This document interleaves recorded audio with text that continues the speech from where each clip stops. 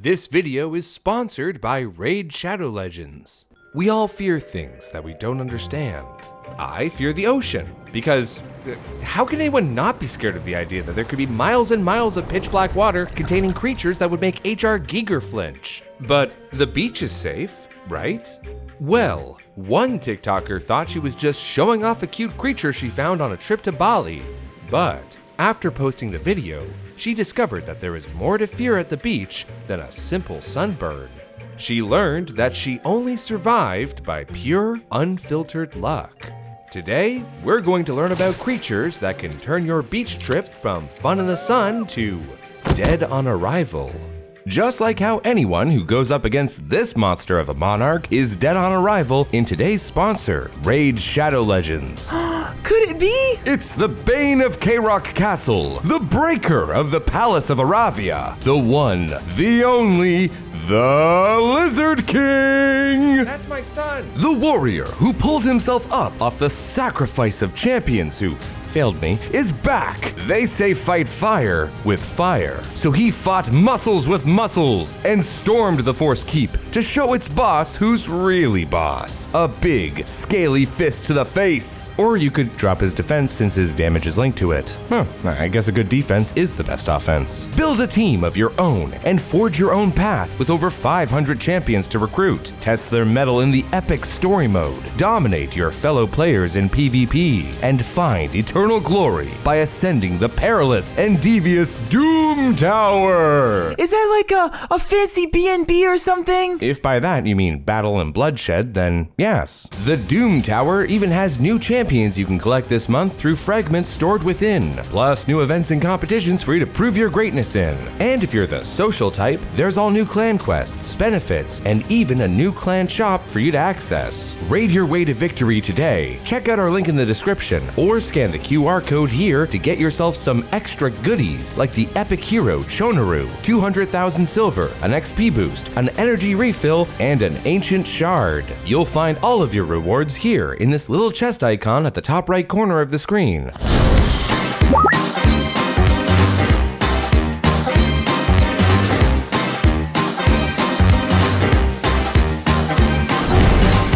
Today's episode concerns marine zoology. It's best not to handle any unfamiliar creatures, but if you're interested, please consult experts and take proper protective precautions.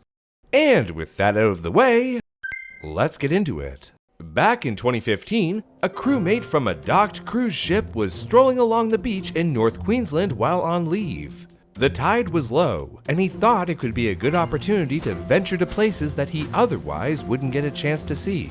As he walked barefoot in the shallow water, he felt a sharp prick on his foot. Upon inspection, he found a small needle poking out of his skin. Suddenly, he was overcome with terrible pain, seemingly radiating from the needle. Luckily, there were others on that stretch of beach to hear his calls for help, so paramedics were called immediately. Unluckily, this particular area was inaccessible during high tide, and the water was slowly rising.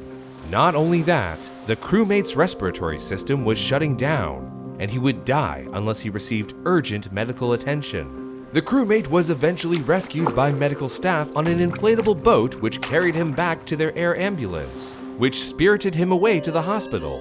What if he wasn't so lucky? What exactly did this to him? Believe it or not, but the creature inside one of these shells possesses a toxin that could kill you. But that shell is so pretty! How dangerous could it possibly be?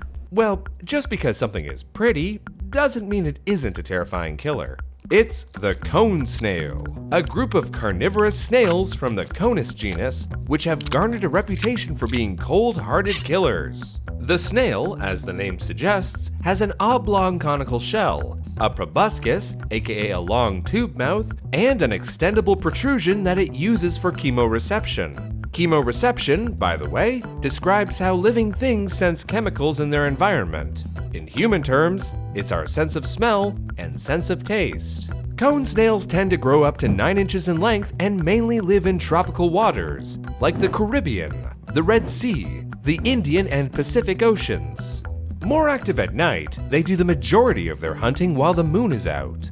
During the day, they dig themselves into the sand to keep away from prying eyes. See, they're just shy. That's cute. Oh, they still hunt, Chill. That's when we can catch a glimpse of their real nature. They hunt using two main methods, hook and line and net hunting. Both employ a tool that is grown inside the snail's body called a radular tooth. It's a hollow rod housed in the proboscis that the snail can fire like a harpoon to deliver a deadly paralyzing agent. I guess that's a little less cute. In the hook and line method, the snail slowly lures in prey with its proboscis, teasing any unassuming fish with the promise of a quick snack before it fires its harpoon, paralyzing their prey. The second method, net hunting, is similar to the first, except the snail will open its mouth super wide like a net, and when it catches something, it fires the harpoon while its prey is already inside it. Step 1 of hunting, shoot your paralyzing harpoon. Step 2, swallow your prey whole. Step 3, dissolve their meat with acid. Then, spit out their bones. It dissolves fish alive? They're paralyzed, but yes, very much alive while they're being eaten.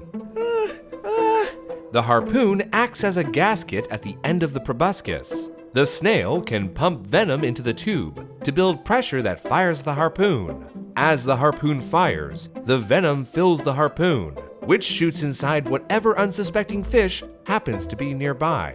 For a fish, being stung by a cone snail is an almost instant death sentence. For humans, you'll feel anything between a sharp sting to unbearable pain. At the spot where you've been stung, you'll experience numbness, ischemia, restriction of blood supply, cyanosis, discoloration of the fingers and toes, leading to necrosis, the death of soft tissue. After the initial injection, symptoms will progress from weakness and sweating to muscle paralysis, respiratory failure, cardiovascular collapse, and eventually a coma or death. Each different species of cone snail produces a chemically unique toxin, which makes it uniquely difficult for biologists to understand, in addition to being very good at killing things. A single cone snail has the capability to kill up to 70 people. What's worse is that since each cone snail species produces a unique toxin, it's nigh impossible to create an effective antivenom.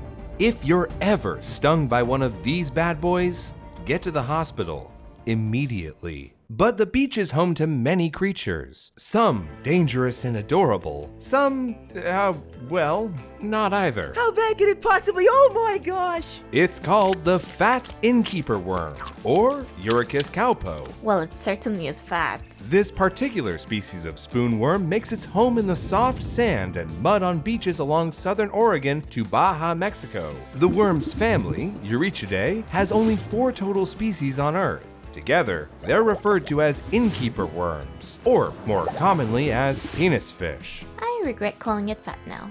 I don't really see it.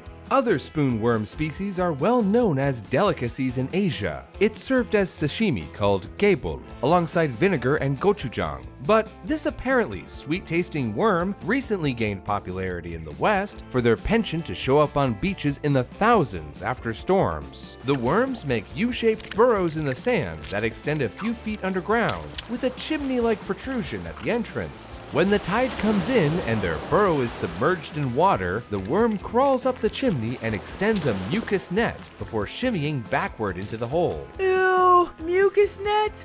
Oh, but why? The net catches debris and food particles that the worm can slurp up all in one go, spitting out any of the non-food bits. Now, the reason that these spoonworms are called innkeepers is because it has no problem with other creatures that stop by to grab the continental breakfast, aka bits of food stuck in the worm's mucus. It's a relationship between two organisms called commensalism, where one creature is dependent on the other and the latter is just kind of not bothered by it. But what about that cute octo? It didn't even look mean at all. Ooh, I know all about this one. This TikToker is holding a blue-ringed octopus, otherwise is known by the genus Hapaloclina. There are at least 10 different species of this critter across temperate waters from northern Australia to southern Japan that live in shallow reefs and tide pools. You notice the little spots along its body, right? They're beautiful! Yes, beautiful. And when they turn blue, a flashing neon warning sign that they're ready for murder. In nature, bright coloration is a signal to potential predators that if they eat you, they'll die. It's called aposematism.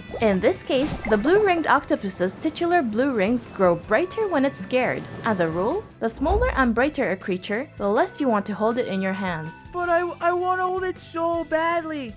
What's the worst thing that could happen? All octopuses, yes, it's octopuses, not octopi, have some sort of venom. The blue-ringed octo's venom is 1,000 times more powerful than cyanide, and theoretically could kill up to 26 humans in just a few minutes. Similar to the venom found in pufferfish, it's a particular neurotoxin called a tetrodotoxin, which is made as a byproduct of a symbiotic bacteria in the creature's salivary glands. They use 2 types of venom from 2 separate glands, one for hunting, one for defense. The one for hunting is pretty bad, but the one for defense is really bad. They typically hunt small crabs and shrimp. Marine biologists believe that the octopus either sprays the venom into the water at its target, or it injects the venom as it bites. After the toxin is injected, the octopus starts chopping up its prey with its sharp beak. Octopuses have beaks? Oh, that's not chill at all. September 2006, a 4-year-old boy presented to the emergency department of a Queensland, Australia hospital with severe skeletal muscle weakness. About 20 minutes before he showed up, he was playing in rock pools at a popular beach nearby with his brother. His mother saw him holding a small octopus about the size of a golf ball, which the medical staff matched to the blue-ringed octopus. The boy complained that the octopus bit him, and within 10 minutes he had vomited 3 times, lost his ability to stand, and complained of severely blurred vision.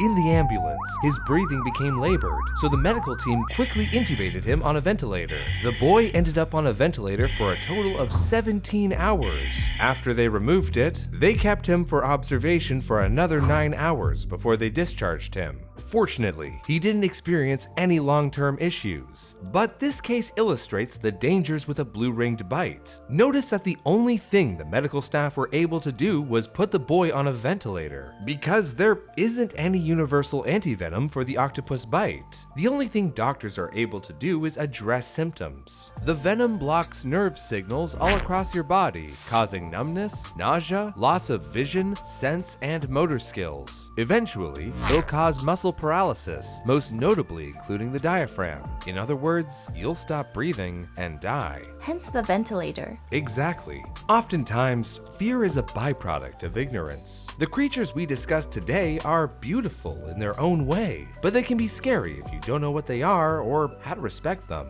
Most wild animals, be they earthbound or seaworthy, just want to be left alone in the tide pools they come from. My fear doesn't come from ignorance, it comes from knowledge. Far too much knowledge.